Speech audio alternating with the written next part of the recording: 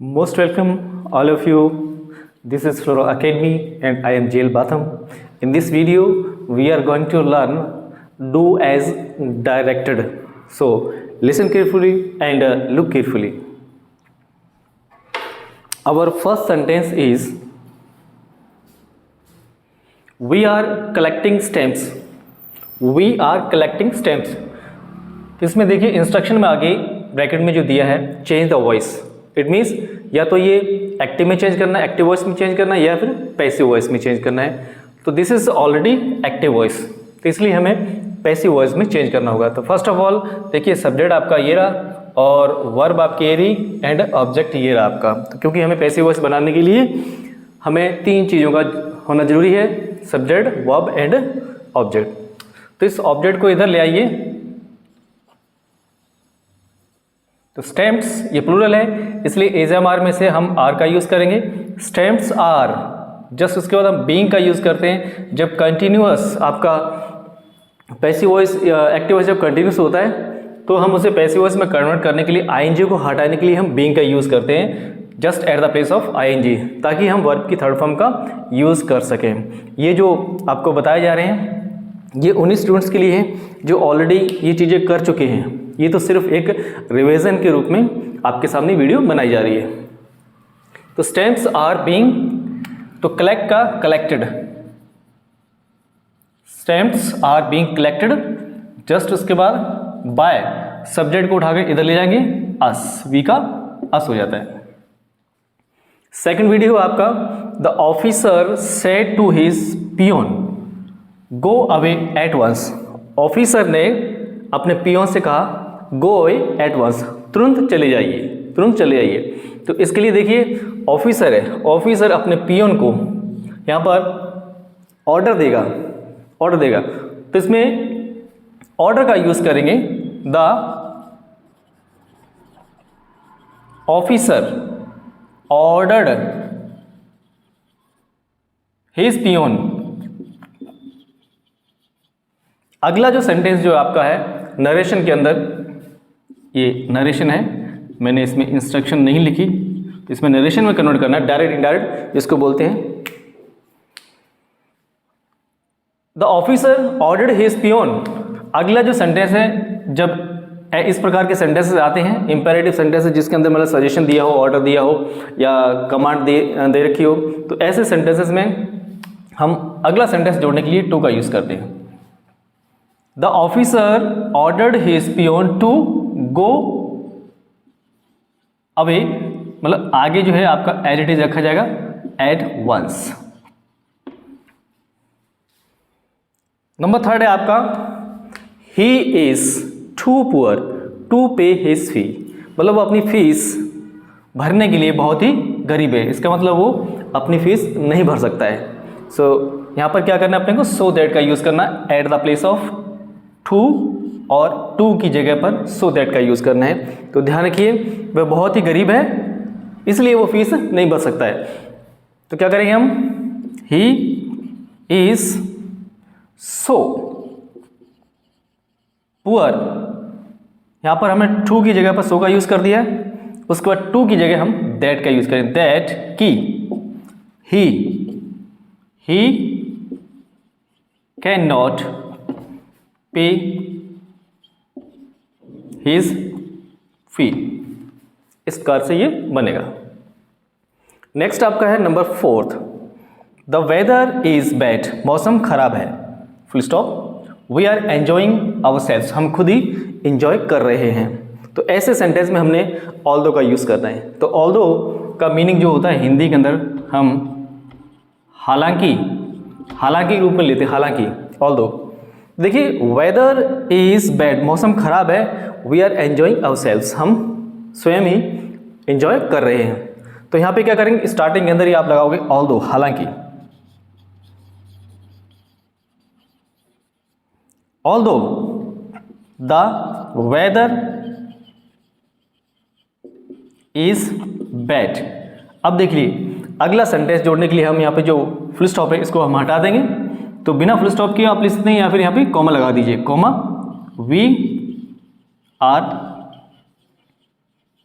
enjoying ourselves। Number 5 है आपका he is so clever। he is so clever, वो बहुत ही चालाक है। that कि he cannot accept the first offer, कि वो पहला ऑफर एक्सेप्ट नहीं कर सकता।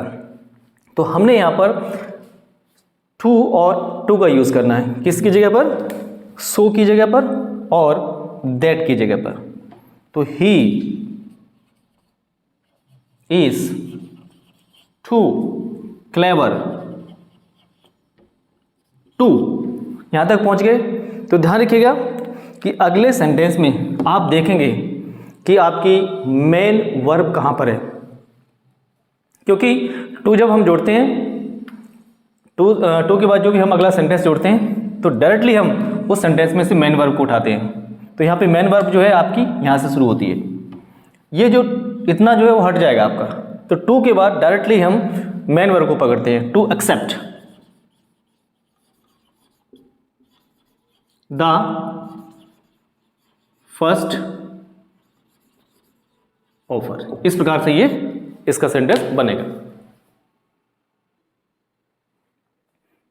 नेक्स्ट है आपका number 6, what John should be doing is taking regular meld exercise.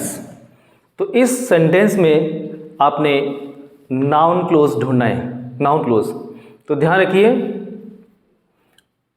Noun close, adjective close and relative close, ये एक जैसी ही चीजें हैं। ये अगर यहाँ पे नाउन क्लोज आ जाए या एडजेक्टिव क्लोज आ जाए या फिर रिलेटिव क्लोज आ जाए, तो ध्यान रखिए आप, ये एक ही बात हो रही है यहाँ पर। तो इस सेंटेंस में आपने नाउन क्लोज ढूंढना है कि नाउन क्लोज की कहाँ से शुरुआत हो रही है। तो फर्स्ट देखिए आपका जो सेंटेंस है what John should be doing, तो यहाँ पर आपका सेंटेंस कंप्लीट हो गया है। तो अगला सेंटेंस देखना है कि आपका अगले सेंटेंस में नाउन की शुरुआत कहाँ से हो रही है। तो इस सेंटेंस में नाउन की शुरुआत जो है यहाँ से टेकिंग से हो रही है। तो आप यहाँ से यहाँ तक का आंसर लिखेंगे इसके अंदर। उसके बाद देखिए अब ऐसा ही सेंटेंस है इसके अंदर, तो इसमें आपने इसके अंदर दो सेंटेंस है, the boy is my cousin, एक तो ये हुआ, the boy is wearing a pink shirt, लड़के ने पिंक शर्ट पहन रखी है। तो इन दोनों सेंटेंस को आपने रिलेटिव क्लोज का यूज करते हुए इन दोनों सेंटेंस को जोड़ना है, इसका रिलेटिव क्लोज का, रिलेटिव क्लोज का यूज करते हुए इन दोनों सेंटेंस को आपने जोड़ना है।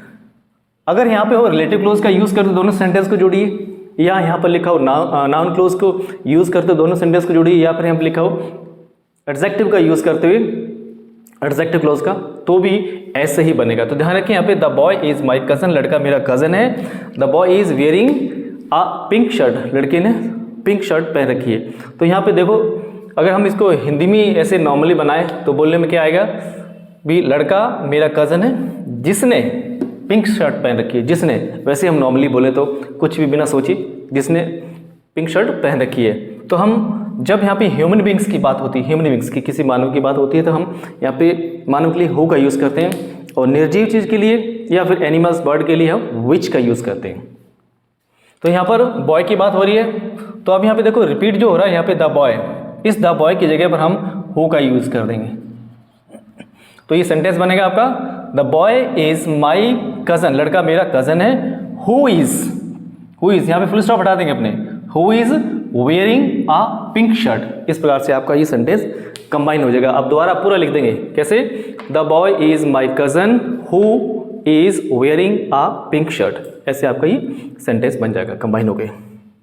नेक्स्ट आपका number 8, Suresh said to Raju, Suresh ने राजू से कहा, क्या कहा, वेयर आर यू गोइंग, आप कहाँ जा रहे हैं। इसे आपने नरेशन डायरेक्ट इनडायरेक्ट में चेंज करना है। ये ऑलरेडी आपका डायरेक्ट के अंदर है, आपने इनडायरेक्ट में चेंज करना है। आपके एग्जाम के अंदर सिर्फ इंस्ट्रक्शन में चेंज द नरेशन लिखा होगा, तो आपने देखना होगा, क्योंकि कई बार दोनों तरीके से आ जाता है, अगर डायरेक्ट है तो इनडायरेक्ट में चेंज करता है, और इनडायरेक्ट तो डायरेक्ट में चेंज करना होता है। हमें दोनों तरीके से आना चाहिए। ऐसे अपने एक्टिव वॉइस या पैसिव वॉइस से होता है, तो वहाँ पे से वॉइस चेंज द वॉइस लिखा होता है, तो हमें पता होना चाहिए कि ये जो सेंटेंस है आपका एक्टिव है या पैसिव है। अगर एक्टिव है तो पैसिव में कन्वर्ट करेंगे, और पैसिव है तो एक्टिव में कन्वर्ट करेंगे।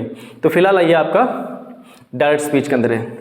तो यहाँ पर देखिए ये जो आपका है ये इंटेरोगेटिव आपका सेंटेंस है, इसके अंदर इंटेरोगेटिव। तो आपको पता होना चाहिए कि इंटेरोगेटिव जब हम यूज़ करते हैं नरेशन के अंदर, तो हम यहाँ पर सेड टू की जगह पर आपको याद होगा कि हम इसमें सुरेश आस्क्ड यूज़ करते हैं। आस्क्ड राजू, सुरेश ने राजू से कहा।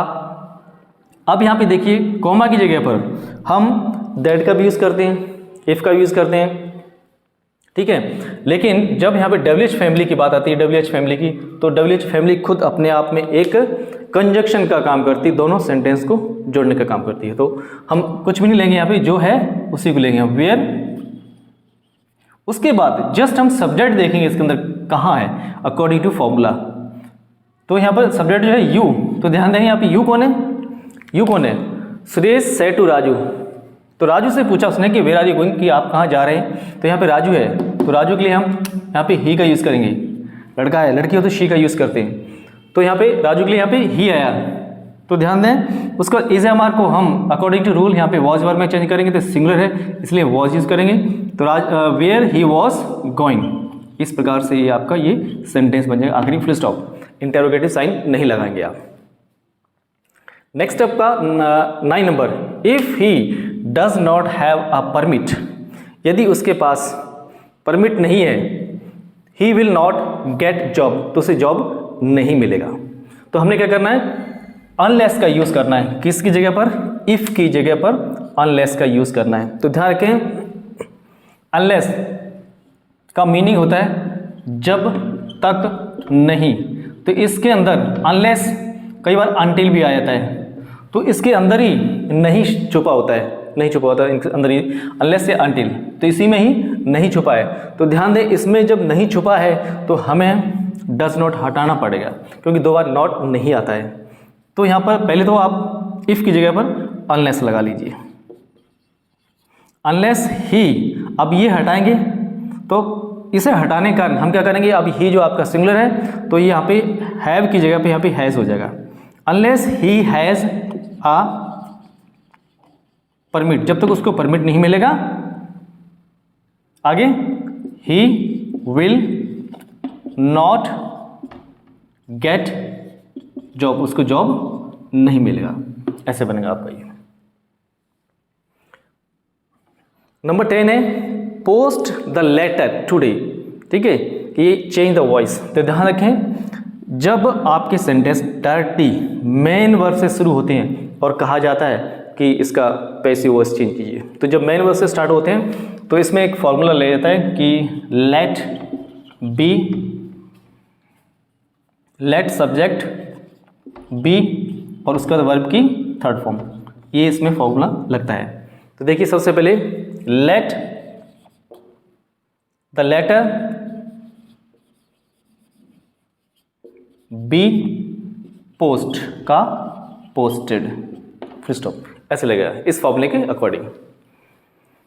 उसके बाद आपका 11 नंबर, as soon as a thief saw the police then he ran away, जैसे ही चोर ने पुलिस को देखा वह भाग गया। तो ध्यान रखें, यहाँ पे मैंने नो सुनर लिखा है, तो आपने एज सुन एज की जगह पर आपने नो सुनर का यूज़ करना है। नो सुनर के साथ देन जरूर लगता है, ध्यान रखें आप। तो इसमें नो सुनर हुआ या फिर एज सुन एज हुआ, इन दोनों का ही मीनिंग होता है जैसे ही, क्या, जैसे ही या ज्यों ही, ठीक है। तो अब हम क्या करेंगे, नो सुनर को हम उठाकर एज सुन एज की जगह पर लगा देंगे, नो सुनर। तो हम इसमें देखेंगे कि आपका जो सेंटेंस है वो किस प्रकार का है। जैसे ही चोर ने पुलिस को देखा, ये आपका पास्ट इंडेफिनिट का सेंटेंस है। अगर पास्ट इंडेफिनिट का सेंटेंस है तो जस्ट नो सुनर के बाद हम हेल्पिंग वर्ब का यूज़ करते हैं अकॉर्डिंग टू आपके सेंटेंस के अकॉर्डिंग। ये सेंटेंस कौन से टेंस का है, तो यहाँ पे हेल्पिंग वर्ब की डिड लगेगी क्योंकि पास्ट इंडेफिनिट ये है। तो no sooner did a thief, यहाँ पे अब फॉर्म चेंज हो जाएगी आपकी, सेकंड की फर्स्ट फॉर्म चेंज हो जाएगी, सा की सी हो जाएगा। The police